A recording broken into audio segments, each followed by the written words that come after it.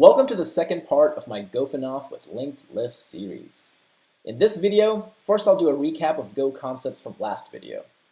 After that, we'll get into the heart of the series by maturing the quick and dirty list implementation from the last video and making it a more standalone module. In the process, I'll show you the basics of object-oriented programming in Go. We'll see interfaces and class-like functionality using structs and struct-specific functions. And I'll also show basic polymorphism, just kind of touch on it. Polymorphism being a fundamental aspect of OOP, or object-oriented programming. We'll also play with downcasting to switch the type of variable from base type to a more specific subtype so that we can expose more specific operations that are defined on the subtype and not really appropriate for the base type. And we'll gain more insight in building more properly encapsulated abstractions using package privacy. Properly encapsulated abstractions really being the fundamental motivation of object-oriented programming. So with lots and lots to cover here, let's get right to it. Okay, in fact, before moving on, I just wanted to recap some new Goisms that we've encountered so far. What couple of things that stand out that seem kind of specific to Go, not super specific, but things that are a little different in Go. The fact that you can assign multiple variables in one line. This is not something you can do in a lot of languages. I'm kind of on the fence about this. I like the compactness, the convenience when you're writing code. But at the same time, I don't know if this would be the most maintainable thing. If you're working on a large team and this starts getting overused, you start putting, lots of variables on one line, you start doing too much on one line. I could see that. Historically, things like that, when you overload a single line of code, can lead to accidental bugs, especially if you got a large team with a lot of moving parts and stuff. So I don't know. I'm on the fence. Maybe it works. Maybe it doesn't. Who knows? To me, it seems like something I would watch out for, not overuse. But it is convenient and compact, right? Second thing I kind of noticed, one thing I actually do like, and I'm an absolute fan of, is this numeric type, right? We have specific numeric types. It's not just an int and long. Where instead you have, let's see here, if I come in here, there's all these different bit types kind of split apart. Now, I guess other languages do have that. You have a byte, you have a short, you have an int, you have a long. What I became a huge fan of was the unsigned part. Java doesn't have unsigned integers, so it's kind of nice to have those again in a programming language. And I just like that because you can be very, very explicit. It's not about having the exact memory space you need, but really just being more explicit as well. Hey, I don't ever expect this value to be negative. I want it to be 0 and up, natural numbers, right? So I like that. And explicitness is always good in my book. I like explicitness, so big fan of that. The other thing that stood out to me that's kind of very Go is that there's no while loop. Well, there is a while loop, but it's not called a while loop. It's still just called a for loop. And I don't know what the design choice there is, or the reason for that design choice really is. Try to research it. I don't really get this is the reason why we chose to do this. It's more like this is just what Go does. Maybe some good description of this is eluding me somewhere on the internet. I don't know. This one I'm not a huge fan of. Well, it's a nitpick. It's definitely a nitpick. I mean, it accomplishes what I need to accomplish. It doesn't take away any functionality. But I don't know why you would choose to replace a very well-established keyword with for. The whole readability of it, where you could say, while some condition is true, keep looping over this block of code, just reads more intuitively to me than for this condition, execute this block of code. Because while has that sort of like a deadline built into it, right? Like while this is gonna mean continue to be true, I'm gonna execute this. It's a very slight nitpick. It's just more the idea of why change something that's well established when all you're getting is okay, I have less keywords dedicated to looping constructs. Maybe I don't know. Very, very small nitpick, but very Go. I don't think I've ever seen that before. Every language I can think of that's kind of general purpose tends to have a while keyword in there, right, for while loops. What else? I guess the other thing to call out would be pointers and references. This is something you don't really get to see in a lot of the modern languages. Most modern languages just implicitly only let you deal with references for anything that's not some basic numeric type or whatever, or a character or something. Typically, when you create an object or a complex, data type, you get to only work with its reference typically, right? Where in Go, you have a choice. You can take a reference of it, or you can deal with it as just a literal value. This does have people who are not used to thinking in those terms and just take for granted that whenever you create something like this, it's always going to be a reference by default, can lead to surprises. Basically, when we're passing person here, because we did not take a reference to it, we are just we're just dealing with its value directly. When you pass this person to add, you don't actually pass this person. Instead, behind the scenes, Go makes a deep copy of this. And so if add changed any data fields, like add went ahead and inside the method add, we changed the name to something else. Let's call it Barack Obama or something. This person would not be changed, right? Whereas if this list that I took a reference to, if I passed this into some other method and made changes to it, those would get reflected here because at that point, the other operation that this was passed into was dealing with the same object in memory, whereas this deals with copies. In fact, this, and then this leads to you having 3 copies of the same thing, right? So that's different. So typically, when you're creating instances that are pretty large, that have a large memory footprint, in Go you have to explicitly remember to deal with references. I like the flexibility. Again, this goes back to explicitness, right? This is explicit, and I can declare my intentions very explicitly, and I like that. But at the same time, if you come from a language where you've only ever dealt with references and not even realize that's what you were doing, then this could be kind of a gotcha depending on how you write your code. So I guess those are just some of the big ones that jump out to me. There's always the format and printf. Format printf. This I'm assuming it's format.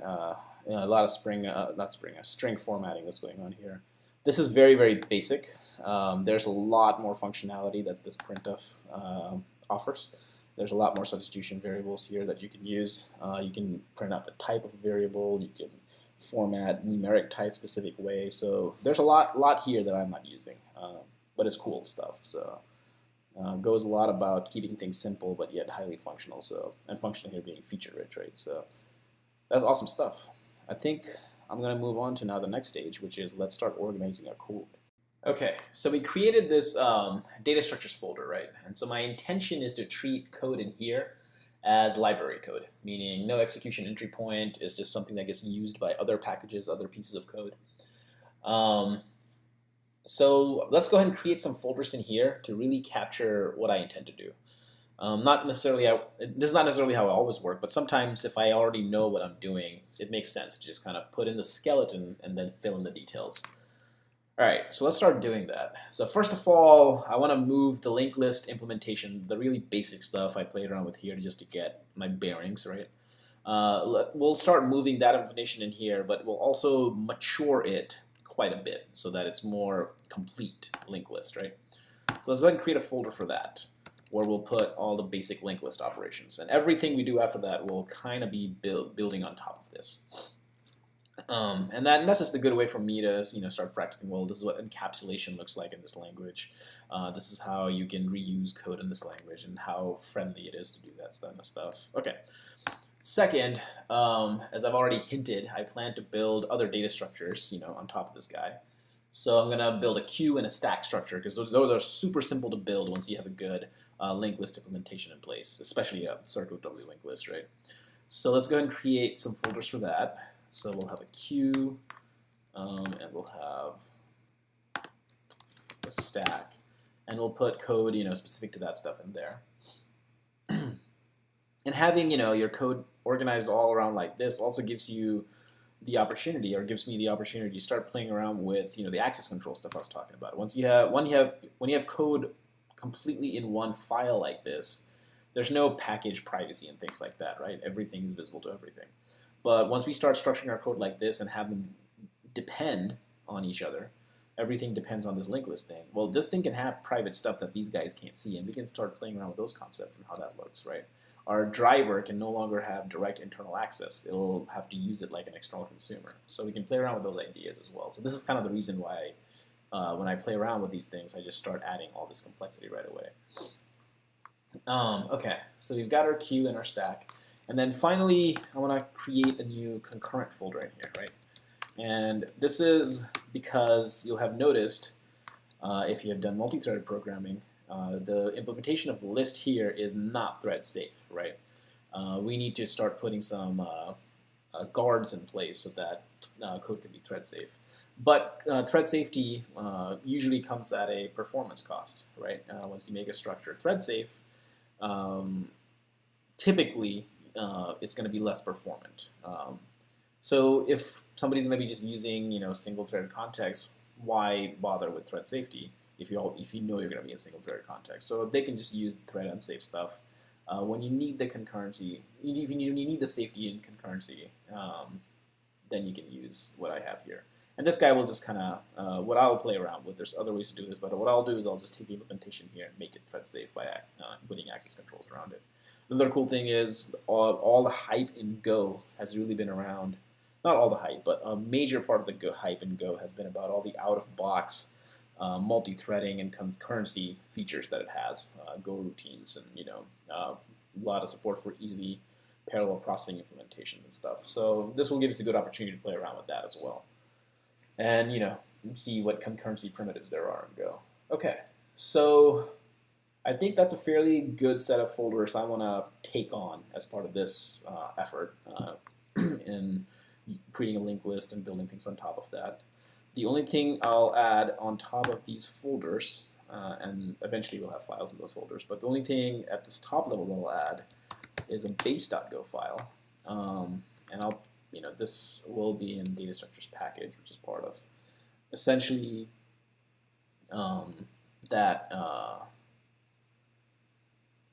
essentially this module, just the top level thing. And so in here, what I'll do is I'll put in some high level interfaces, right?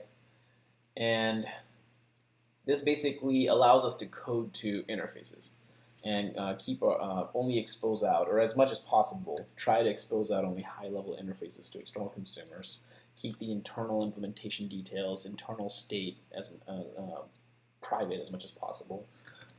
Have some sort of consistency across the implementations we're going to be putting together.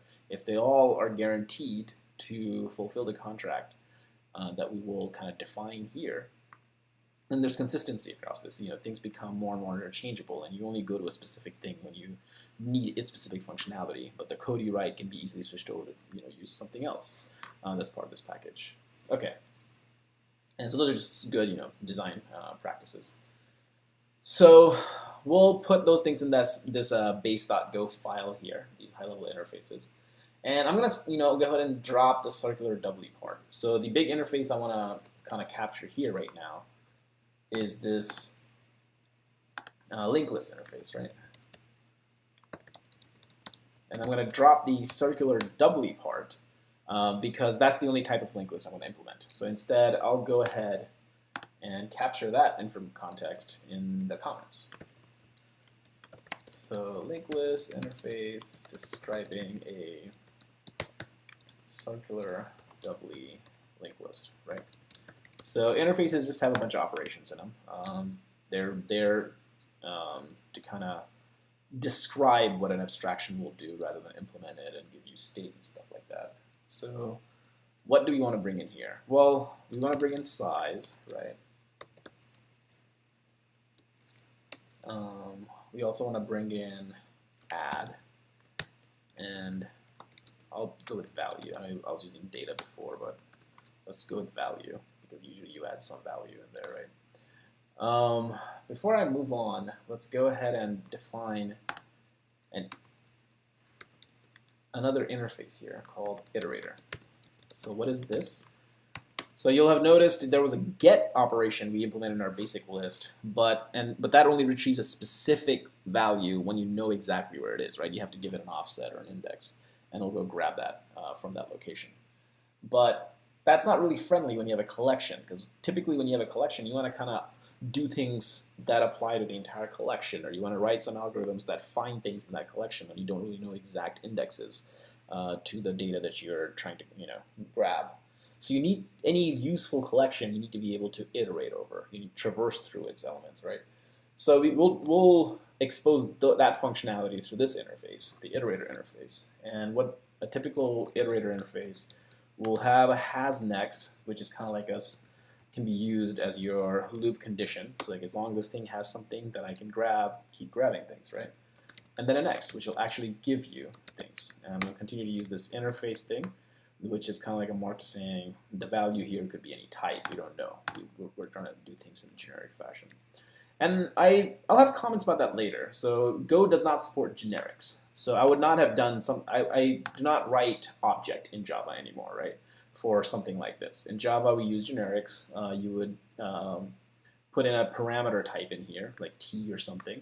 And then when you instantiate this iterator or this linked list, you would give it, well, this is the type parameter, and you can bound the types that this thing can support to at least that high level type. Go does not support that. Go does not support generics. And it's an interesting design decision. I think their philosophy is that you don't need generics. Your code can function quite well by just having this. Well, that might be true to some extent, but I'll have an example here coming up soon where I feel like you really start to feel that limitation. So let's just put that in the side pocket for now to continue on. But I just want to make that comment that I am not a huge fan of the fact that there's no generic support of any kind, since being a Java guy, I just take those for granted in that language, right? And use them profusely. Anyways, so having our iterator defined, let's add in some operations in our linked list that can expose out some iteration features. So jumping ahead a little bit. So an iterator here, right? That will give me an iterator for this list that allows me to iterate. What I was jumping ahead on here was because this is a circular doubly linked list, means links go backwards and forwards. Means it's very easy to traverse backwards and forwards, right? So I want to expose that functionality because it's something that's easy to get from me, having the data structure that I have in place here. So we'll have a reversible iterator, right? Where it takes a Boolean value, and then it also returns just an iterator. But basically, based on this, when you click next, or not click, but call next, you can either go previous or next based on what you set here, right? So if it's true, that means the list is flipped. So from starting from head, you'll go to tail if this is set to true instead of going to the first element after head going forwards. So we'll keep that functionality in place, and you'll see we can use that to implement quite a few useful things here.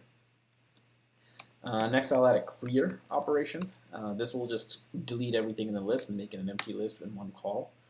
That can come in very handy if you're going to be using your list to hold some temporary data at times. We'll bring back the get operation, but we'll modify it to take advantage of this guy, right? So I'll have an offset here. So this is kind of like, I was calling it index in my basic thing. But basically, this guy is the index, right? So go here and grab the data in the element denoted by this offset. But I'm also going to give this, well, let's call this from back, right? So you apply the offset from back, so going from head and towards the tail direction rather than the forward direction. And this guy, just like before, will return some type. We don't know. Whatever you put in there is what you'll get back, right? And we'll add a delete operation because you want to be able to delete things from your list, right? Not just keep things in there forever. And delete's signature will be exactly the same as gets, because it's really a get, except you're deleting what you're getting, right? And we'll return the value that was in there in case you want it one last time. Cool. So that's, to me, is a fairly complete set of operations for a linked list, and especially a linked list that's circular and has links going backwards and forwards. So let's go ahead and implement this. All right, so before we do anything, let's go ahead and take care of this comment here. I'll just put something very basic, interface for various types. And I just to say that it's not really like attached to any collection like linked list or anything. Anything that can be iterated upon, can expose functionality that makes use of this interface, kind of like this right here. So cool. So in implementing linked list, so you already recognize there's two parts, right? In the basic implementation we did, where there was a node, which is a single element in the list, and then there's the overall list. We're also adding an iterator, which we'll have to implement. But first of all, let's go to the most fundamental piece, which is the node. So let's go ahead and create a new file here called node.go, and I'll move this stuff over into, well, I need a package here as well. So now that we're in the linked list package here, so it's really local data structures linked list if you were to import it anywhere else. And we'll see that once we start importing into other places. But in this file directly, we put the package linked list. We copy over the code. I'm going to change a couple of things because I've written this code before and I used different names back then. So I'll just go ahead and rename the symbols what I was calling these things before, which is a value, as well as this guy to prepend. Awesome. Everything else looks good. Okay. And the only thing more I need to do to node here is to add a delete operation to support the new delete functionality we're going to add into the list. So for that, I need to add in a function that you can call in a node to delete it. Right? So a node needs to be able to delete itself, which will make the delete operation linked list easy to implement. So we basically call delete on the node itself. And I don't know if I've mentioned this before, but basically although it looks strange, it's not that strange if you've done any so the thing is in Java and other similar OOP languages, this or the self variable is usually implicit. You don't explicitly write it out in your method signatures. But if you've ever done things like Python or Perl, to do any OOP, you typically pass in this self argument as the first argument into a method. What Go is doing is instead of doing like a self here, instead they're separating it out but still making it explicit, so you can call it whatever the hell you want by putting it out here. But it's still really just the first argument where the object that the function is being called upon is passed in to the function itself. So that's all that really is. It's essentially a self. So, and when we delete the node, we don't really need to pass anything. It will return something though, which will be interface type, just to say, well, it can be any type, right? All right, and then let's see here. So what we need to do for delete is, well, let's visualize this, right? Okay, so when we do delete, there is nh. Well, what I'm going to do is just going to write out the list like we were doing before when we were implementing prepend, just to kind of visualize what's going to happen. And then up to the tail. So you have like a simple list with 4 elements, right? Okay, so if we, for example, again, call this method delete on m2, so it's like m2.delete, what's going to happen? Well, we're going to delete m2, right? And its links with it. And effectively, really what we're deleting is this link and that link, but the same thing can be done by just doing that. And doing that, and then basically n2 will have nothing, just emptiness, right? It just points to nothing. It becomes an orphan. And so in that process, what we really need to do is change mention links. You don't really delete anything directly because Go is a garbage collector language. You can't directly delete memory even if you wanted to. So what we do is we just change links so that we can indicate to go ahead, this thing needs to be deleted. Nothing's going to point to it. It's not going to point to anything. All right.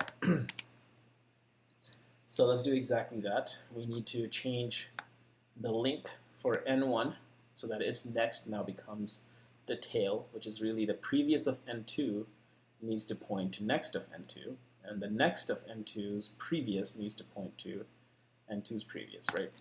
So n2 is n, so n2's next previous needs to be changed, as well as n2's previous's next needs to be changed, right? And they need to get assigned to each other. So n next previous will point to n's previous, and prev's next will point to n next, right? All right, so that's great. N, on the other hand, has a next, as well as a previous, and we'll set both of these to nil. And then we return the value. We can also go ahead and do this, where we go ahead and assign the value to a variable, right? And then nil out the value itself as well. So in case, and then return value. All right. So that completes that implementation of the delete. Now, of course, there's edge cases here where if you have a list that has fewer than 3 elements, what happens? Well, I'll leave it to you to kind of prove it to yourself if you want to. But this logic works out quite well in any of those cases where if you have a list of 2 nodes or a list of 1 node. If you have a list of 0 node, there's no node to call delete on, so that doesn't matter. So this is being called on an actual node, right? Cool. So I think we're done here for node. You will notice that everything in here is internal, right? Meaning all the functions, methods, whatever, all the types, they all start with lowercase letters. That's because node, I've made a design decision essentially to not expose out node to the external callers. It's just, I'm going to treat the entire concept of node inside a list as an implementation detail, as an internal thing, private stuff. So this is going to be used by other things in this package and not exposed out. And that's a conscious design decision, just to point that out. All right, so on to the next one. So before we start implementing the linked list itself, I want to go ahead and implement an iterator for it first. Sorry. So that, like node, will go in its own file for organization purposes. Now, the iterator does not need to depend on the list, right? It doesn't even realize that there's a thing called a list.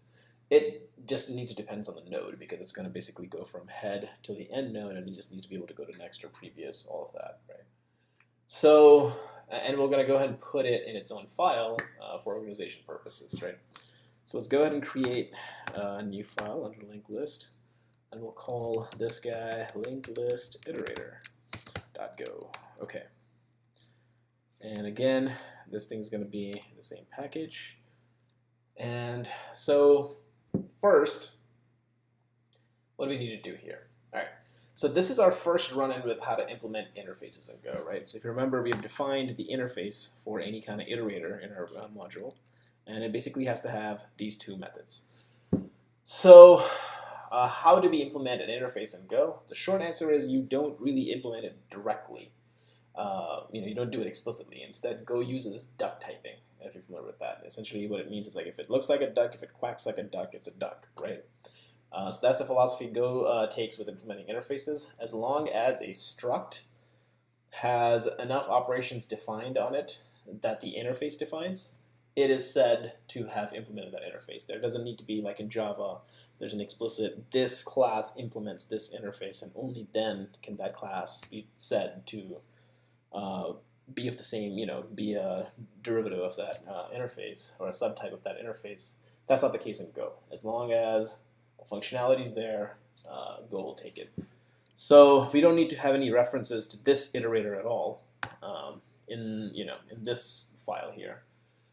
So instead, we just need to make sure we define an implementation for hasNext and next and match the signatures as they are in the interface. Okay. So first, let's go ahead and define the struct, which really means let's figure out what state we need to capture here, right? So we'll go ahead and, that's not what I wanted to do. Linked list iterator, right? And this is a struct. Okay. So I really need 3 things here, right? So we need to keep track of where we are at any time.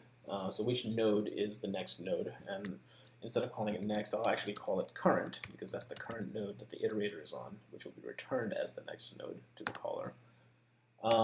We also need to keep track of the head, because we need to be able to know, okay, we have actually iterated over the whole list. And then we need to know which direction we're going. So I'll just call it flipped here to match what we've been calling it in the interface. The linked list interface, I should say. Cool. So I believe that's all the state we need, right? Then let's go ahead and define the public methods, but I won't really implement them just yet. then we had, that's just a placeholder for now.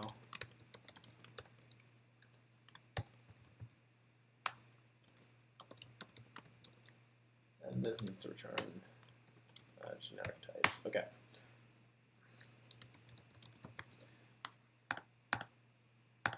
And instead what I'm going to do is I'm going to go ahead, before implementing the public methods, I'll implement a package private, or which is essentially private in Go, a private next that returns the node instead of the value. So instead of returning, the actual value, I'll just return the node that wraps around it, and that'll come in handy later, right? So let's go ahead and define the signature for that. I'll just copy this because it's getting tedious to type things.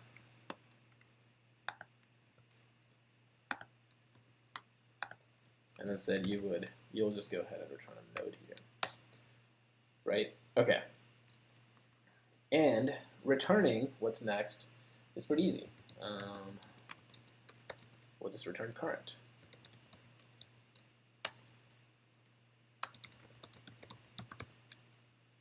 The involved part, not really tricky, but the involved part is then doing the housekeeping so that we're ready for when next is called again, right?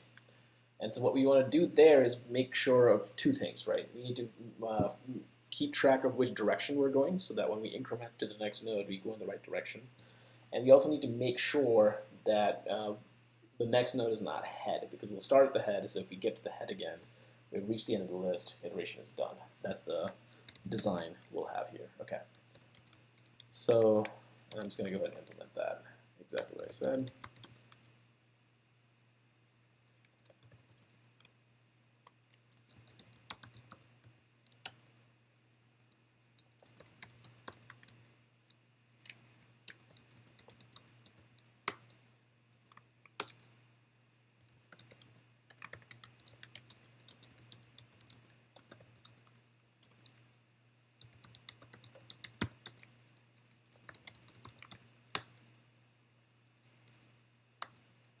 So this is basically saying, okay, when do I know that the next node is going to be the head node? Okay, so if the current.next is the head, then we're at next node is going to be head. It's very simple.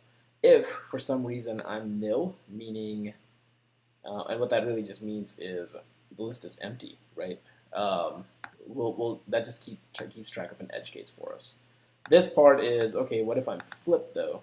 In which case my previous is going to be head because we're going the other direction, right? We're going to be doing previous. That will become obvious with the next lines of code.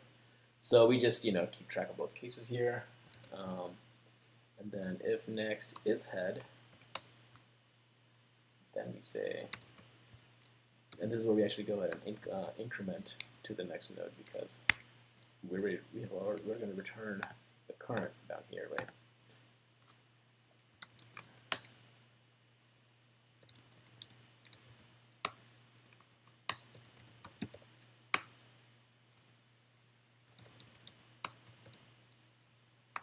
Now, I believe Go does not support ternary operators. I'll confirm that here in a second.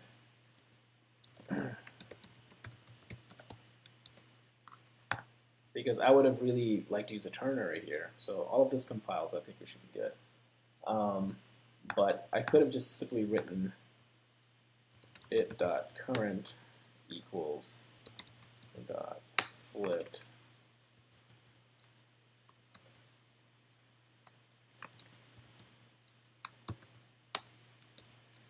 And instead you get essentially this, because ternary, the way I am used to implementing ternaries is not supported in Go. I don't know if there's another way to do it in Go, but I haven't found it yet. I don't know if I've looked hard enough either. But so that's why it's kind of verbose, which I kind of don't like. I like ternaries, they're short and compact. As long as you're not nesting ternaries, I feel like they're pretty readable, pretty maintainable. Anybody who uses them should be able to handle that. Nesting ternaries do tend to be somewhat of an anti-pattern for me. I've seen people make stupid mistakes because they just got lost in their nesting of ternaries. So I discourage against that, but a simple ternary is awesome. All right, cool. I think we're done with, well, no, we're not done. We implement the next. So I thought we were done because implementing these two guys is very trivial now that we have the big thing here implemented. Has next is always just going to be it that current does not equal nil. As long as this is not nil, we have something to return, right? Because we're always going to return current. And that works out very nicely because if you have an empty list, the moment you call has next, head is going to get passed in as nil, and so it's always going to be false, right? So that's awesome. And otherwise, anytime you reach head, we're going to go ahead and set this guy to nil. So we're going to be good there. And as far as next goes, we just call essentially the private next, and then whatever that node is, we get its value. Awesome. So the only time this will get the caller in trouble is if the list is empty, and then this will return nil because current will be passed in as the head will be passed in as the current beginning, which we'll see in a second. And you'll be dereferencing a nil pointer, but that's fine because you should never be calling next without checking has next first, right? So that's okay. Because has next will return false in that sense. Cool. So I think we're good with the linked list iterator, and now we're ready for the actual list implementation. Let's do that. So as we start the list implementation, let's get the easy stuff out of the way first, right? So let's go ahead and create a new file. And of course, it's going to be the same package. And I can go ahead and copy some of the stuff from here. Now, of course, I'm going to go ahead and drop the circular doubly linked list prefix from here. Just because I chose to do that in the other place as well. So let's go ahead and delete that part.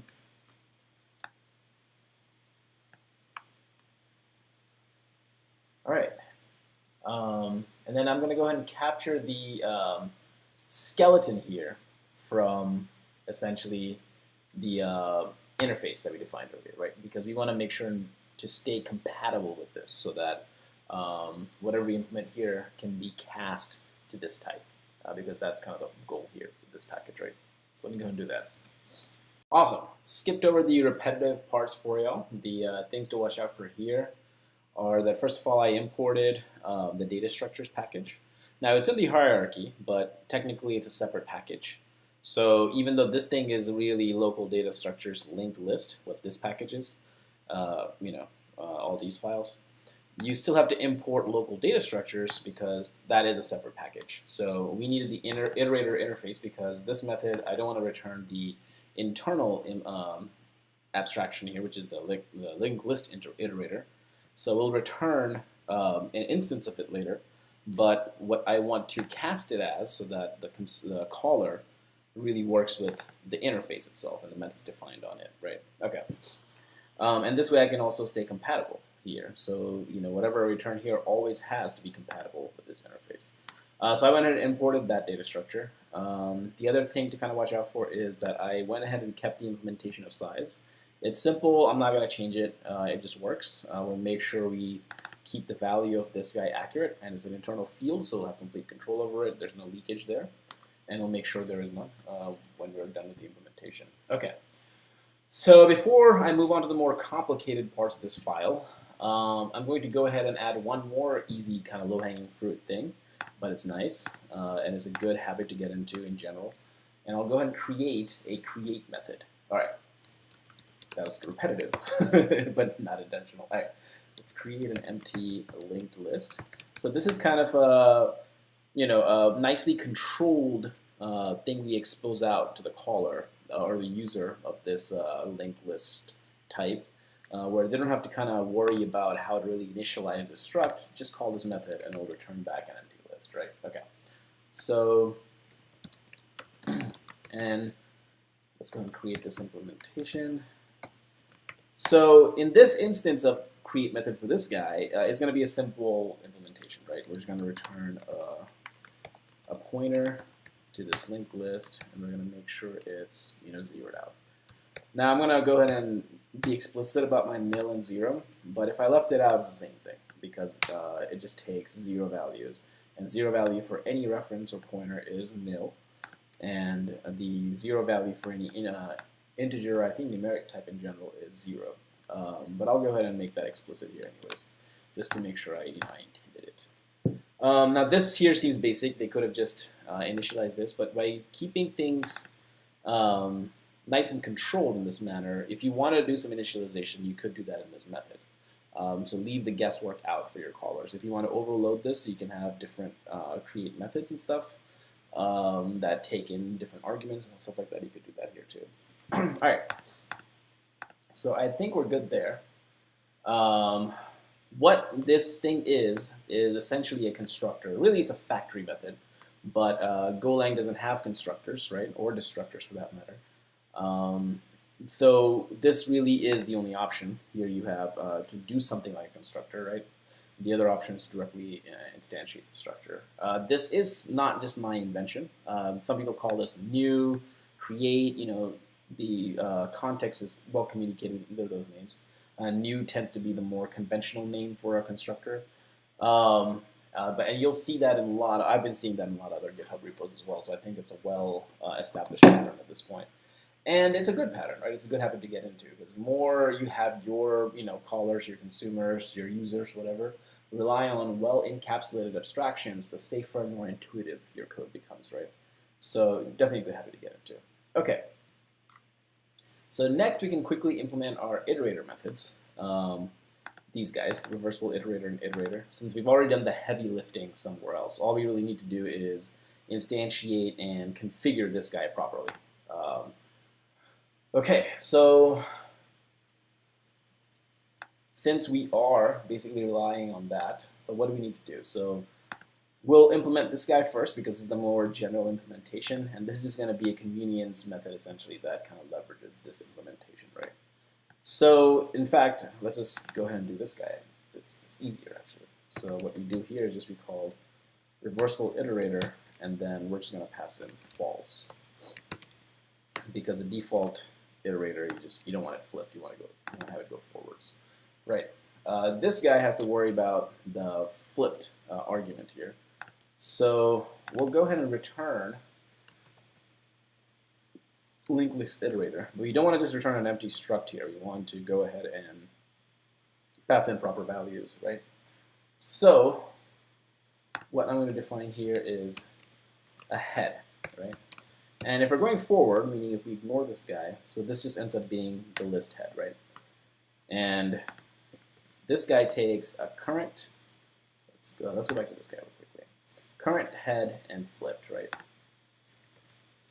So this is what I kind of don't like about the suggestion thing here because I kind of want this to know, I kind of want to know what the order should be here, right? But let's see. So I want my current and head to be the same, and their value will depend on the flipped argument. So whether if it's false, it's going to be the list head. If it's true, then it's going to be the list tail. But we're going to capture that complexity in this variable, and we'll just pass it here. So head and head, and then for flipped, we'll just pass in the variable that's being passed in here already. So the only thing left to do is if flipped is true, we want to go ahead and make sure head is actually the tail of the list. Awesome. In fact, let's do this. Let me just do that. Right. Awesome.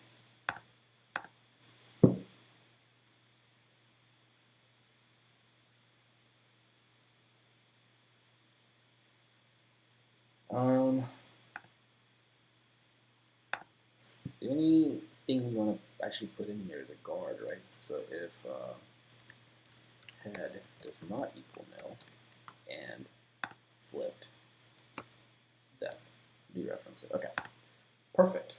All right, so that's the easy stuff. And next, we'll go ahead and do more complicated stuff. All right.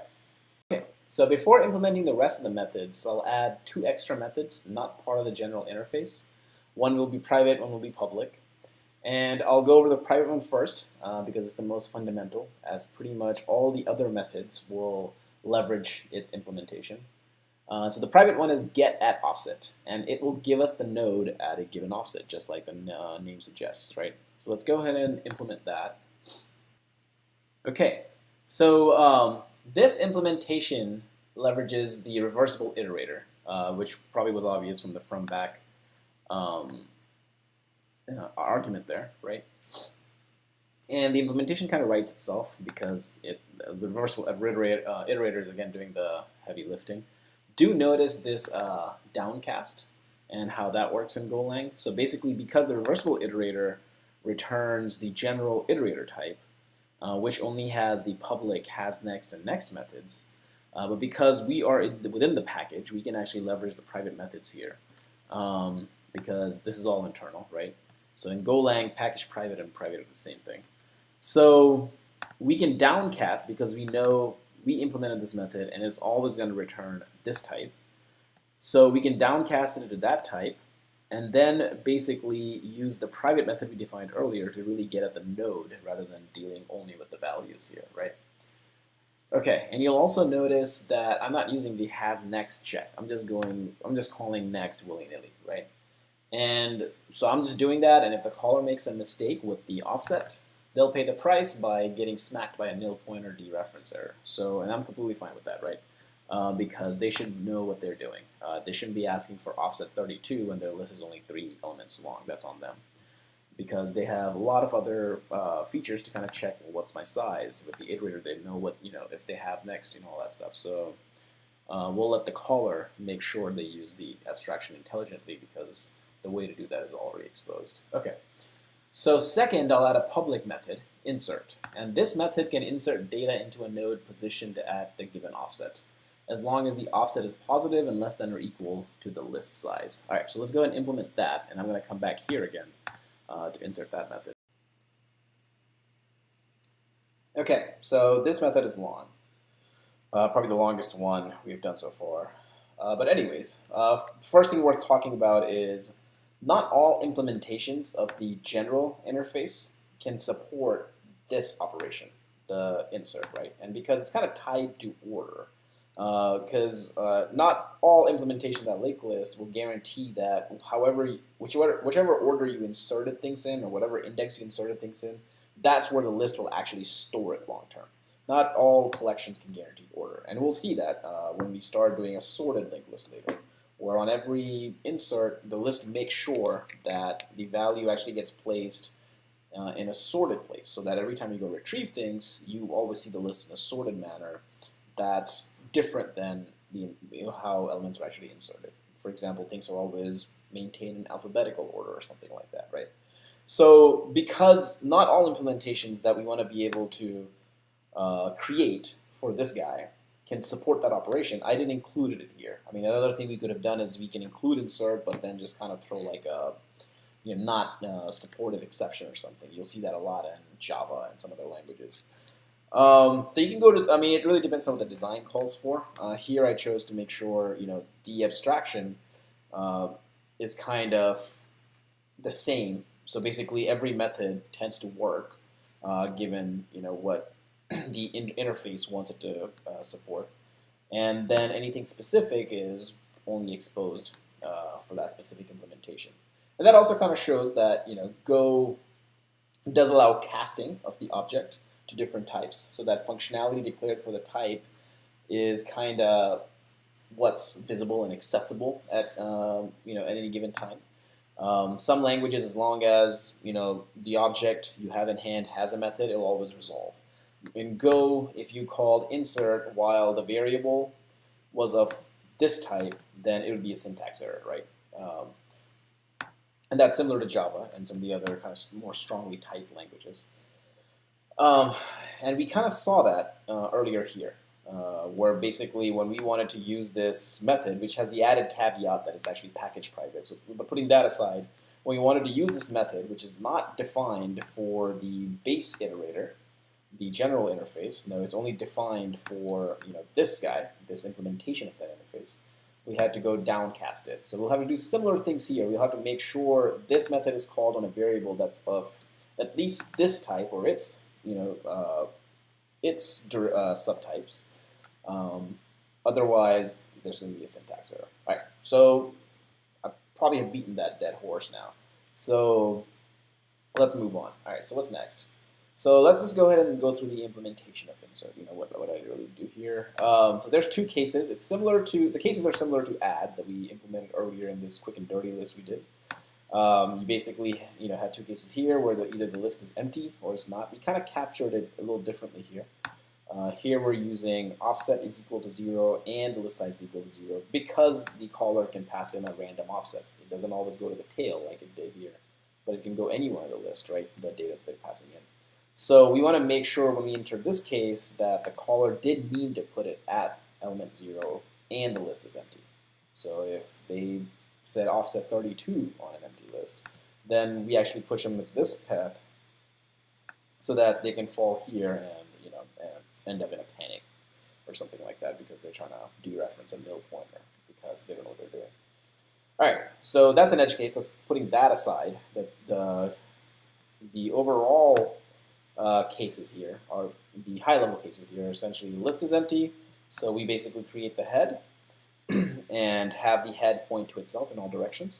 Otherwise, we kind of look at things in a more general sense, right? So the second case is more complicated since we want to go to a specific spot and we need to cover multiple cases here. So if we're adding to the end of the list, we're basically extending the list. So there's a new tail. So you basically prepend to the head and you're done. And that's kind of what we're doing here. We're saying if the offset is equal to the list size, meaning no existing index in the list or existing offset in the list maps to this, or extending it a little bit more, then we go ahead and just prepend to the head. And so here we're just kind of figuring out what node to prepend. Otherwise, we're going to go ahead and leverage that getAtOffset method to figure out which specific node we're trying to prepend. And it's going to be the node that lies at the offset currently, right? That's the one that you're going to go ahead and prepend to. So the node that's at the offset currently gets shifted one to the right, and the new node kind of gets inserted right in front of it. All right, awesome. Okay, so the other thing we need to keep track of here is whether we're changing the head, right? So when you're here, you're just adding a new tail. You don't care. But when you're here, the offset might actually map to the head, and you've now changed the head. So we need to keep track of that. So if the user is passing an offset of 0, or if we're going from back, meaning the list is flipped, then it would be list size minus 1, because you would start from the tail, and as long as it's not list size, meaning you are actually changing the tail, we go back right to the tail. If it's less than 1 from the back, then we are at the head, and it's the head we prepend, and we have a new head, right? So in those cases, we set the inserted node as the list head. So inserted node is easy. We leverage this prepend method that we defined earlier on the node. And that basically returns back the new node that now has this data. And boom, we go ahead and increment the list size, of course, because we've added a brand new element now. And then if we need to adjust the head, we do, and that's it. That's really the implementation. So awesome. That is insert. And I will be testing this in a second. This is not, I'm just not unit tested. And I've unit tested this stuff before, so it works. As far as the rest of the methods go, we'll get to delete later, but add, clear, and get now become super simple, right? Add is just putting a node at a tail, so we can now leverage insert for that, right? So we just say list.insert, and what are we doing here? We're going to pass the value, obviously. We're also going to put it at list.size because the logic kind of caters to that inside the insert method, and that's basically what you're doing. And then it doesn't really matter what you do, whether you go from back or front, but we'll just go from front. All right. As far as clear goes, that's pretty straightforward. It just means resetting the list fields to their 0 values, and then the garbage collection should take care of everything else, as long as the users of this list are not then hanging on to iterators and stuff, because iterators also have references to the internal nodes and stuff. So as long as that's not the case, and the consumers in this node are taking care of references properly, then everything should get garbage collected, right? So we'll just 0 out the top level elements of the list. Awesome, and that's in there. Cool. All right, what's next? And then get it just ends up being a convenience around our get at offset. We've pretty much written all the logic already. So we just do list dot get at offset and pass in everything really just as is from back, sure. And then instead of returning the node, what we want to actually return is the value. That's interesting. What is it complaining about? Oh, I have a typo. Awesome. Cool. All right. So last but not least, we finally come to delete, and that's going to be the last method for this guy, and then we can start unit testing. All right, let's do delete. Okay, I'll just go over delete briefly, since it does not really expose us to any new Golang specific information, and that's really the focus here. So delete also relies on the get at offset method to kind of find the node that it wants to delete, and like insert, it needs to also keep track of the size and a possible new head, since it's also modifying the list essentially, right? So using get offset or get at offset rather, we figure out which node we want to delete. We then leverage the delete method we defined in node earlier, right? This guy, it had a reason. To then go ahead and delete the node itself, but we also need to do some housekeeping here, right? So we modify the size down here. That's one piece of housekeeping. And then really the complicated piece or the involved piece is keeping track of head, right? In case we have deleted the head, then we either have no head because now the list is empty, 1 to 0, or it is now going to be whatever used to be next to the head. That's not going to be the new head, right? So we basically do that. So if we're resetting head, we just set it to what's next to the head. And then finally, we return the deleted value, in case the caller has a final use for it. But really, especially since we defined the interface over here that we're trying to be compatible with to have that signature, so we maintain that signature here, right? And really, that's it. All right, so off to unit testing. I'll cover unit testing in the next video, along with building queue and stack implementations that heavily leverage this linked list. So hopefully you found this part valuable and will join in for the next part of the video. Till then, have a good one. Bye-bye.